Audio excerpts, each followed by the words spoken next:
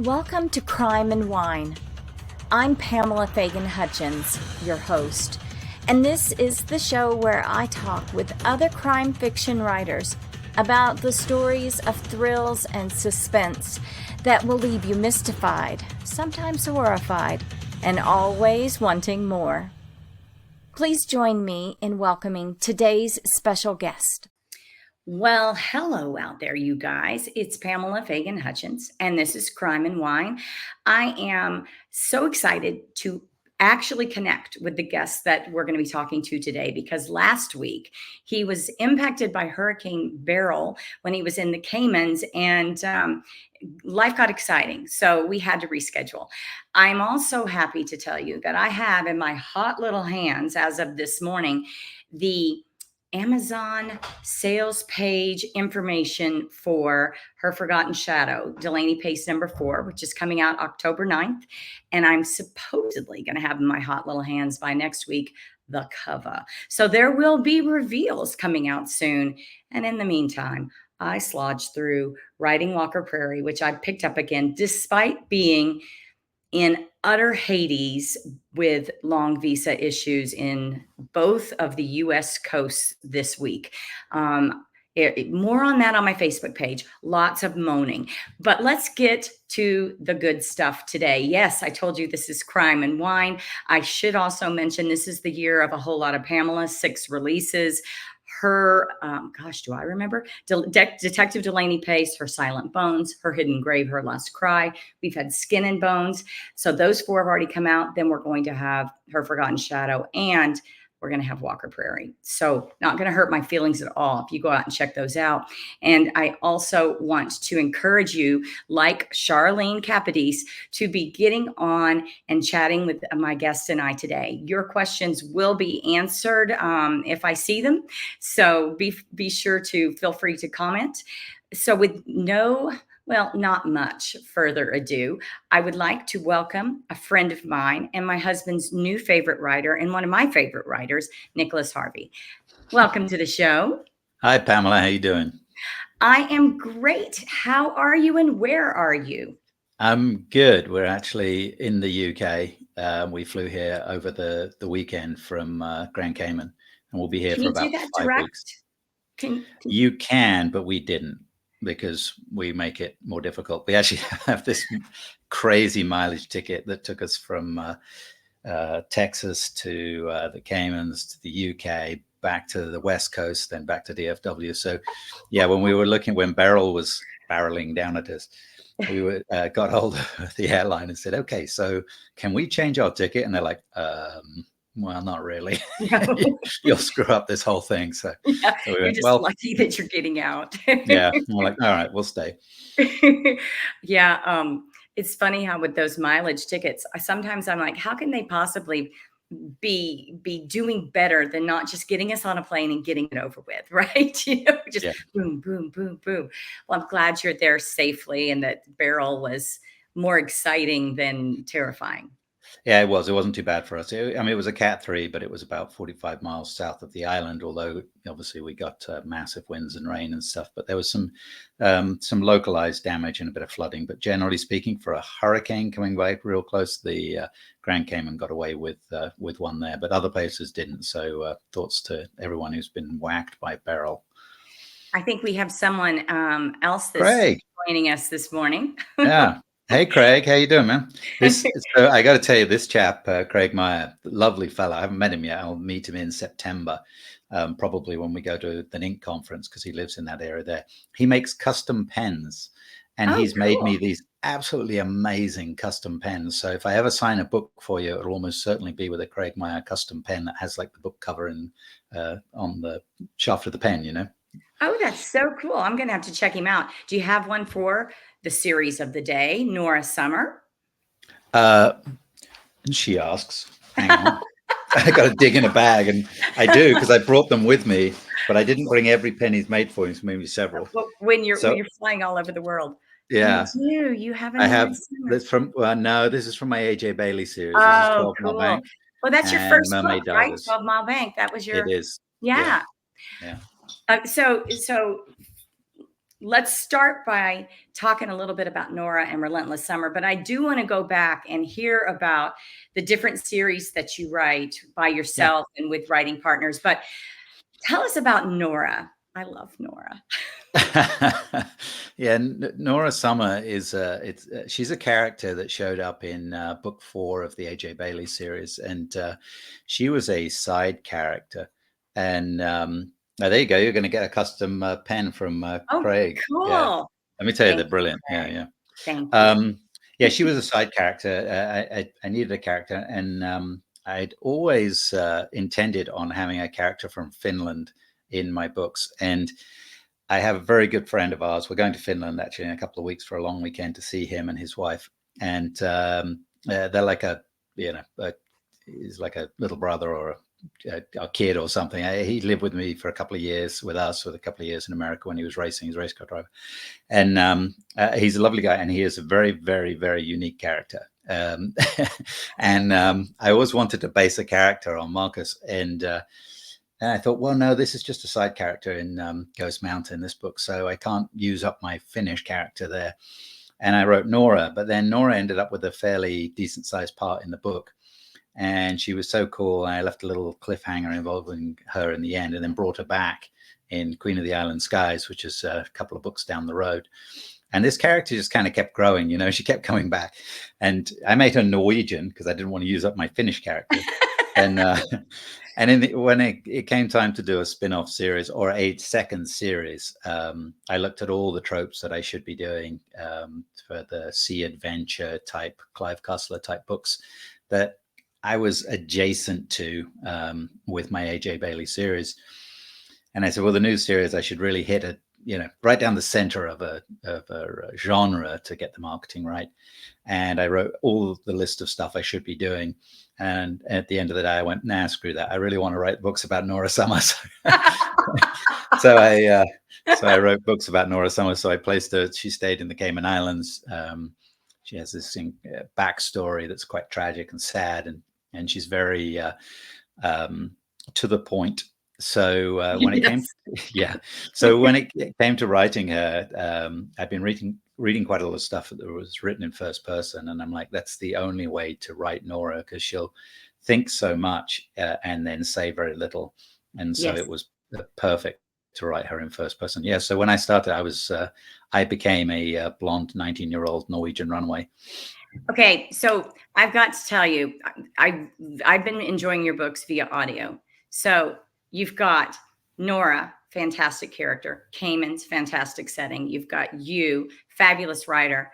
And I've got to tell you, your narrator is as good as all of those things. So you put all that together, and it's almost a crime not to experience these books via audio. It is just, they're so entertaining via audio. So I've got to try it without the narrator and see if I still hear her voice in my head. Her accents, I mean, she's all over the place with different accents seamlessly. Anyway, I'm just real excited about good narrators. Kim is brilliant. She's Kim was a godsend, and we started with the Nora books, and then she did she started with an AJ book, and I was late catching up. So we're still catching up in that series because there's, we've got 15, 16 books in that series. So we're almost caught up to date with it. But I made sure we stayed current with Nora. And she said, I think I can do this very slight Scandinavian tilt to the accent in Nora. I'm like, okay, but it's first person, so the narrative is going to have to be in that. She goes, yeah, I think I can do it. And after she did the first one, she's like, oh my God. Well, we're doing it, so I'm committed to it now. But it's a lot of work for her, but she's the loveliest lady, and she is brilliant. Yeah, and she's brought. Well, you're going to have to tell her that I'm a big fangirl. I will. I'm a huge fangirl, and a fangirl of Nora, who, like you said, she's super direct. How do you? Well, I want to ask you more about how you write her, but let's tell people a little bit about Relentless Summer, because that's the newest release, although you have a book up for pre-order as well. But number 7? Let's see. Relentless is 6. 6. Okay. Yep. So Relentless Summer, number 6, which can be read standalone or it can sequentially. be. And give us a little teaser. Yeah, so after losing Summer, which was the one before, which had, I mean, they all have slightly dark elements. They're suspense thrillers. So, but losing definitely covered a very difficult subject, and Nora going through personal challenges, and so with Relentless, I wanted to show that side of her, which is completely relentless. So there's some there's some accidents happening on the island, and there's these very, very sad accidents, and she starts becoming suspicious about these so-called accidents, and are they really doing a line of inquiry, and trying to find out what might possibly be behind them. And so that's the Relentless. She won't let go of it, and everything, she hits a bunch of dead ends, and it seems like she's barking up the wrong tree, and she's about ready to give up on it, and then she'll find something else. It's just something in her gut, and that's Nora. She works off of she doesn't use the rule book very well. So she's always on the edge of getting in trouble, and she pushes the envelope on things a little bit, but she's so direct and to the point. She just doesn't take any BS whatsoever, and it's fun. Basically, Nora says what we'd all like to say in a lot of situations. There was a line, and I'm going to forget which one this is, about hugging someone that was large breasted, that was jumping up and down, and it was like hugging a bouncy castle. And, Yeah. and I played it over and over. I laughed so hard. And if I could just say it in the Scandinavian accents, it would be perfect. Or if I had saved it and could play the clip, but in that Scandinavian accent, and it's like, I was hugging a bouncy castle, and it was just like, oh my gosh. So yeah, she says a good visual, huh? Yeah, that was Baby G. Visual. She was hugging Baby G. Yeah. And I was like reading along, and I was thinking, hey, this Nick Harvey's pretty good. And then finally I was like, okay, I totally capitulate. I love Nora and I love Nick. Okay, cool. Thank you so much. Yeah, that was probably the line that got me. But it's so much, especially in a world like we have right now, where we tend to hold back the things that might be a little funny, but might hurt somebody's feelings. Nora's head's not holding back at all. No, she's just going. And she's a creative cop. She's, like you said, a relentless cop who does a little bit of a vigilante, kind of doing it her own way. She's my kind of girl. So a lot of fun. How do you compare writing a character that's a male character versus writing a female character? Where did you get that ability to go female with your writing? Yeah, I put on a dress, and yeah, it's a question I get a lot. Yeah. Why do you write female protagonists? Because I keep doing it. And my answer is, I really don't know why. I was drawn to it, and when I wrote my very first book, 12 Mile Bank, I wanted to, everyone says, write what you love, write what you know. So I collected a bunch of things that I wanted to write about.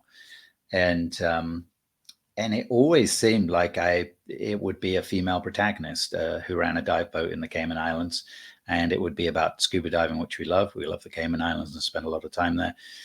And I had an obsession with World War II diesel submarines. So the biggest problem was how the heck do I fit a World War II diesel submarine in a diving book in present day? But yeah, it just always seemed right. And I think a lot of it comes from, I have an amazing wife, Cheryl, who I love dearly, and more than anything, I respect to no end. And I had my mom is a strong lady that I've always respected. So I think there's a large element of as a male, I don't understand women at all.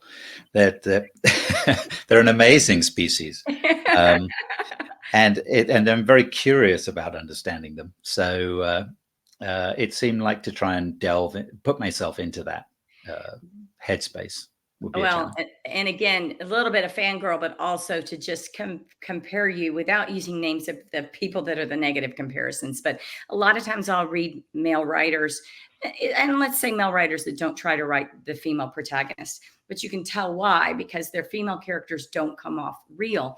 And I'll take a step back and say, it's hard for anybody to make their characters come off really authentic and real, right? I mean, that's a special That's a special thing right there. You can definitely tell when you're reading somebody that gets into the mind of people and is able to portray them on the page in a way that makes you feel like you're there with them and that they're real.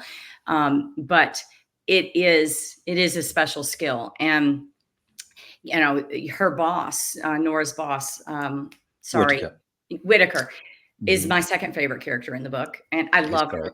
There's a lot of characters I love. I love the young woman that entered her life mid-series. Oh, Jazzy. Yes. Yeah, Jazzy. A lot of starch and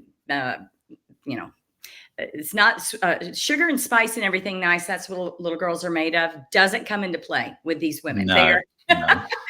But Whitaker I love, and my husband is born and raised in the Virgin Islands, and so he really loves when somebody loves the Caribbean and gets it right. So for him reading your books, that was something that was a tipping point for him, is that he fell in love with Whitaker. So you got the Caribbean so right. You have the male and female point of view so right. And it's just, you guys, it's a real joy to dive into these books. If you enjoy mystery, suspense, thriller, if you enjoy the islands, if you enjoy free diving, Nora's a free diver, adventure, all of these elements, you're just really going to land in a happy place with these books. Charlene says she's read Finding Summer, and she's planning to start the series in audio. You will not be sorry. I tell you what. Thank you, Charlene. Yeah, I'm back. I blinked out there for a minute. I'm sorry, but that's quite all right. We said all the bad stuff about you while you were gone. We both. Yeah, there we go. Yeah. So you're actually in a little cottage that you've rented for the month, where the internet was had to come and be fixed. So it's a miracle that we're connecting. Yeah, it is actually. It was that we've been like trying to tether through phones, like US phones in the UK, like watching our US phone bill go through the roof to try and connect. So fortunately, the landlady here, who's a sweetheart, did everything she could, and she got the people out and they fixed it this morning. So now, real quickly, before we switch to the speed round, you also have the AJ Bailey series we talked about. You have another series as well that you co-write. Yeah, with my friend Doug. So Douglas Pratt, who's a brilliant thriller writer, and he's an absolutely lovely guy. He's a great friend. And we decided a couple of years ago to, hey, we should write something together. So it's the Green Wolf series. We've got 2 of them out now, Missing in the Keys and Missing in Zanzibar just came out. That was new, yeah. Yeah, just came out a few weeks back and is doing well for us. So they are all out action adventure. So it's it's two siblings, which I'm giving away a little bit in the first one because they don't know they are. But and they're basically private investigators, what they end up being. But they come from this interesting background of their parents. They were both raised separately by a parent each, didn't know the other existed, and then they're thrown together. And he was raised in the Florida Keys, and she was raised in London. And they're both former law enforcement, and both slightly broken in their own ways, which it always makes for a exciting character arc and what have you. They're thrown together, and they are just adventure romps. They're really a lot of fun, and it's a ton of fun writing with Doug. So you guys each take a main character and like alternate points of view chapters, or how do you outline together? What do you do? Yeah, all of the above. So we sort of figured it out as we went along, and we're still figuring it out as we go along. But basically what we do is we alternate chapters, and we'll both write each other's characters, but the POV shifts each time. So it's third person. So if I'm writing, it's from Charlie's perspective, who's the English female. And if it's from, if Doug's writing the chapter, it'll be from Grant's perspective. So because it's third person, it's subtle. And most readers don't even notice that the POV shifts back and forth, but they'll be together in a scene, but you'll know what Grant's thinking sometimes and reacting internally to it. And then in the next scene, it'll be what Charlie's reacting to. But we throw it back and forth, and literally writing wise, we throw it back and forth. So we sit down, plot out as much as we can, which we're both plantsers. We're halfway between a plotter and a pantser. So we try and plot more. We're learning we need to plot more with doing these, so we can keep it going. But then we just alternate and keep tossing it back and forth. Do you do the plotting ahead of time, or do you kind of do it as you go? Like, okay, I'm thinking the next 3 chapters look like this. Yeah, but so we do a general plot at the beginning and try and in Zanzibar we laid out I think the first 10 chapters, so we kind of had an idea, and then we kind of knew, okay, we're going to shift them from this location to this location and what have you. Do you ever and then we fill in as we go. You ever get a chapter back from Doug and go, whoa, that was not where I saw this going, and have to go, okay, we got this, like, tag team. Yeah, we've both done that to each other. So one great thing is you get this chapter and you sit there and you read it, and you're reading a book. It's not your book now. It's not what you've written. It's what, so you get lost in this story, and he's brilliant and his action stuff is great. So you really get absorbed and you go, oh man, this is stepping it up. Now I gotta come back now with a good one. But we've also done the same thing to each other where I'm like reading it and going, no, Doug, because they left the whatever back there. And we wrote this over a year, so there'd be long spans between us going back to it sometimes, and you'd forget what you had in a previous chapter. So there's a little bit of that going on too. I had Bruce Robert Coffin on recently, and he was talking about co-writing with Lindy Walker, and that he actually, like, she does the research outline and then he does the writing. Like, it's very different. She's like dictating the story. So there's all these different ways people co-write, and I've never tried it. Such a lone ranger. I may have to do it someday. I may just have to do it. Okay, so let's switch to the speed round. We've yapped long, probably set a record for yapping longest about a series. But some of the stuff, it makes me immediately want to dive into the speed round questions with you. So first of all, if you were not a writer and you could pick one career to do for a day, past, present, or never done it, what would it be? Let's go astronaut. I've already been a race car driver, so we'll go something on the other side. Let's go to the moon. So yeah, race car driver, that's a pretty cool career. And writer is a pretty cool career. So yeah, astronaut, that's kind of gets all the, what would you think of dimensions? Yeah. Right. Covered it all. I love it. And you've already said that you are a plantser, or whatever you called it, a pantser / plotter. Yeah. So tell me about the way you write. You're obviously a nomadic lifestyle. If we didn't mention it already, Nick and his wife Cheryl have a Winnebago. Is it a Winnebago or an RV? We have a 27-foot Winnebago in the States. In the States, but then you also go to the Caymans. You spend significant time back where you grew up, the UK.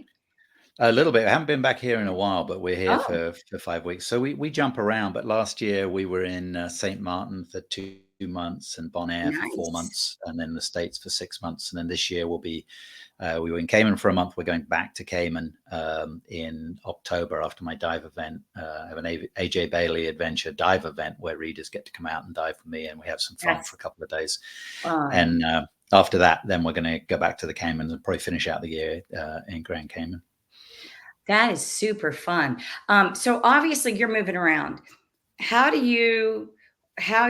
it look when you sit down to write? Is it just Nick and a laptop wherever you can be, or do you set yourself up? Yeah, I set myself up, but it has to be something small. What's interesting is when we pack, we both carry a monitor with us. So I have my setup now is I have a little MacBook, so I can use it on the plane and what have you. Yeah. And then I have a monitor that'll plug into it. So like a 24-inch monitor. So we pack our bags, we put a layer of clothes, we put a monitor, we put another layer of clothes.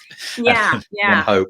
And they've survived this up to this point, but because my wife works remotely as well. But I have, like here, I've got a little table. It's probably 24-inch diameter table that they had in here. It's a little dining table and a little chair. And I wedge everything on here and have at it. But I like to have, I can create my space wherever I go, but I like to have that space. I like to have some consistency in my notepad here and, everything right in front of me. And then I have at it. And generally speaking, I have to have an idea.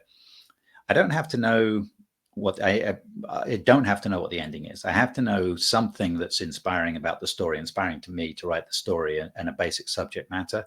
And then I'll plot out a little bit, and then I'll start. And then I'll plot out more and push the plotting out as I go. that's kind of how it evolves. And I have an Excel sheet. I'm a numbers spreadsheet kind of guy because I come from engineering. So I lay it out, and I know what my pacing is for chapters that works for me. So chapter length. So I have a good idea of how many chapters a book is going to be to start with. It's going to be in a range, and how many words per chapter. And then, yeah, I start working it out, and then I'd start dropping in little key elements that come. And I like doing it this way because it gives me the flexibility. Yeah. I know where things are going. I've got a plan, but there's some flexibility in between to move things. And I've had a guy that was going to be a real bad guy turn into being a good guy along the way, because that's the way the characters evolved and it fit. Yeah. Well, and do you find that the characters, like Nora, I think, does speak to you directly? She directly talks to you. One of the things, yeah, I mean, I think we all have the voices in our heads, right? And literally. And one of the things that we're having Kim do the audiobooks, when she first did AJ Bailey, I knew what AJ Bailey looked like. I knew how AJ Bailey felt inside and how she acted, but I'd never heard her voice in my head necessarily. So when Kim did a sort of a test run for me, and she did the voice, I'm like, that's not what I was expecting. And it's perfect. Absolutely. It filled in the gap. But now when I'm writing, I hear Kim's voice doing the characters. Yeah, that's awesome. I would love to hear Kim's voice doing characters in my head. It's perfect. All right. So if you were to win the lottery or receive an inheritance or somehow become extremely wealthy overnight, what's the first couple of things that you think you would do with your money? With your money. I think probably most of us, you go through stages of you want, fancy cars, and I come from racing background, so there's lots of fancy cars you desire, and I want boats, and I want big houses, and Cheryl and I at this point now, especially 5 years into being nomads living in small spaces, is we don't want large places. We'd like a small place in the Caymans, and in a nice location, and the money would allow us to have the location more than the size of the place, and then probably a small place somewhere else, and that might be in Southern California, where I moved there when I was 21, and Cheryl moved there around the same time back in the 80s, and so is that where you guys met? Southern California? Yeah, we met there, and for me, it's our American home is really California, in Southern California, kind of Orange County, not LA area, but Orange County area. So we enjoy it there. So it might be, a place there or a little place in the UK. But one thing we've learned is changing locations, not every 5 minutes like you're doing at the moment through necessity, but spending 3 months somewhere, then spending 3 months somewhere else, even if it's just going between two places, there's something incredibly refreshing, and keeps every place special to you. Everywhere, everything, everybody, everything in the world has positives and negatives. So it keeps the positives really buoyant and keeps the negatives suppressed when you get to do that change, I feel like. Yeah, I like that way of looking at it. And I would imagine that it keeps your writing fresh too, that you're constantly being exposed to new things to get excited about. I don't know about you. I write better when I'm excited, when I'm feeling energized and feeling positive. So it sounds very cool. And I was, when I was stalking you earlier to prepare for the show, one of the things that I noticed was you talked about that you guys really gravitate towards the water, the coast, islands, and tall mountains. So I just want to cordially invite you and Cheryl to just swing by Wyoming one of these days. Thank you. Come see us on our house on the face of the Bighorn Mountains, and we'll show you Wyoming's central mountain area, and talk more about all these fabulous books and all these fabulous We'd love to. Yeah, we love the mountains, and Yeah, you might see a Winnebago bumping up your driveway one day. Yeah. Yeah. We did, we called it the bookmobile, but we used to have an RV, and I used it for book touring, but we just also just went everywhere. So we visited every state in the lower 48, except for I think 2, with that thing. And it was so much fun. So I can definitely see that there would be a lot of charm and a lot of joy to that lifestyle. And hopefully continues to be something that you really enjoy, but yet can keep writing the books while doing, because you're keeping up a furious pace of 4 a year at this point, and that's something. It's busy. It's busy. And everyone's like, "Oh, you're a month in the Cayman Islands." Yeah, I was writing the whole time. I worked pretty much 7 days a week while I was there. So I've given myself a very ambitious writing. For me, people write at different paces, and I'm not the fastest writer, but I've got a pretty ambitious schedule. So thank you, Charlene. We enjoy it. An exciting life. Yeah, people ask me like, "Hey, when you guys were in Denmark for 3 months, what did you do?" And I thought about it, and I said, "I wrote Her Hidden Grave." That's what I did. Exactly. Yeah. What are you going to do in France? I'm writing number 5 and 6 of Delaney Pace and number 9 of Patrick Flint. That's what I'm doing in France for 9 months. So yeah, my timing's all off too. I just finished Spitfire Storm, which will be it comes out on July 30th. It's the next one in the AJ Bailey, and there's I do a lot of dual timeline. So there's a 1942 wartime timeline that's based in the UK, and I finished it and sent it to my editor, who's actually in the UK, on Monday morning. So I was finished writing it during Hurricane Beryl. I read through it. I'm sitting there reading through, and then when I land in the UK, which would have been a fantastic location to be writing this book from, I sent it to the editor and was done with it. So now I'm writing I just came from the Cayman Islands, and I'm going to be writing Nora next, based in the Cayman Islands. So my timing's terrible. Your timing is bad, I gotta say. Well, speaking of timing, it's the time that we say goodbye to Nick. Thank you for coming on the show. This was a lot of fun. Thanks for having me, Pamela. I really, really enjoyed it. It's lovely to see you again. Thank you. You guys go out. The series is Nora Sommer's. The new book's Relentless Summer. You can read them in any order, but Relentless Summer is number 6. And it would be great if you read the first 5. And there's also, I believe, a what we call a reader magnet, a free book that they can get to get a taste, which is called Finding Summer, right?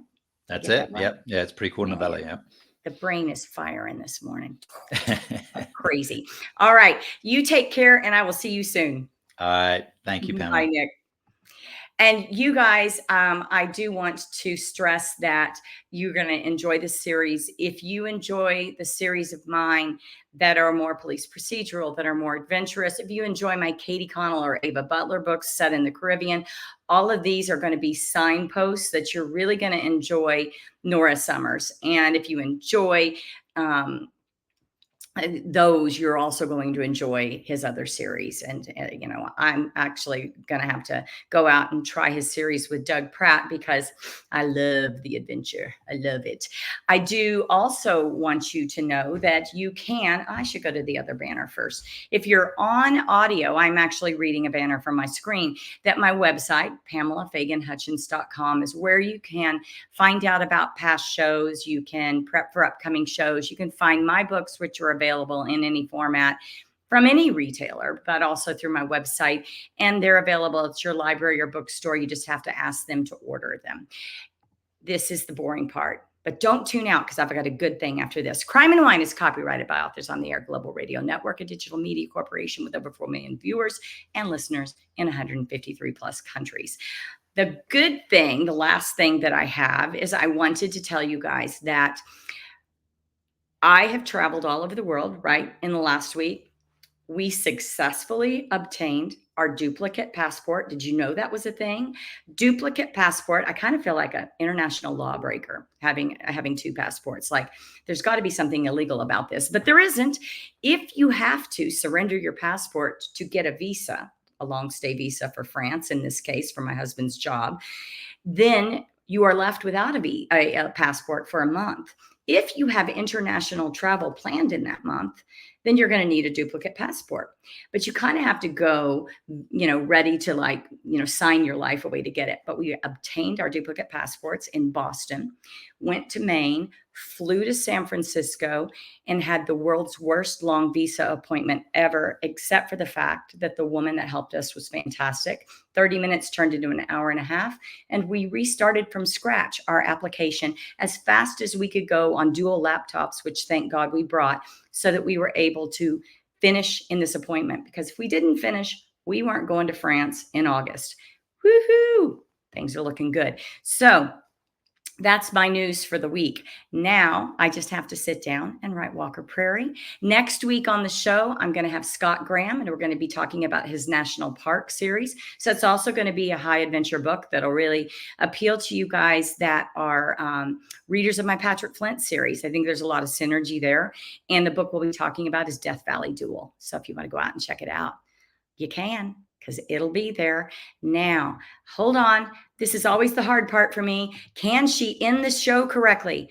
3, 2, 1. Thanks for joining us today on Crime and Wine, chats with crime fiction authors and Pamela Fagan Hutchins. We hope you enjoyed this episode, and we'll check back in with us next time for more thrills, suspense, and stories that will mystify, sometimes horrify, and always leave you wanting more.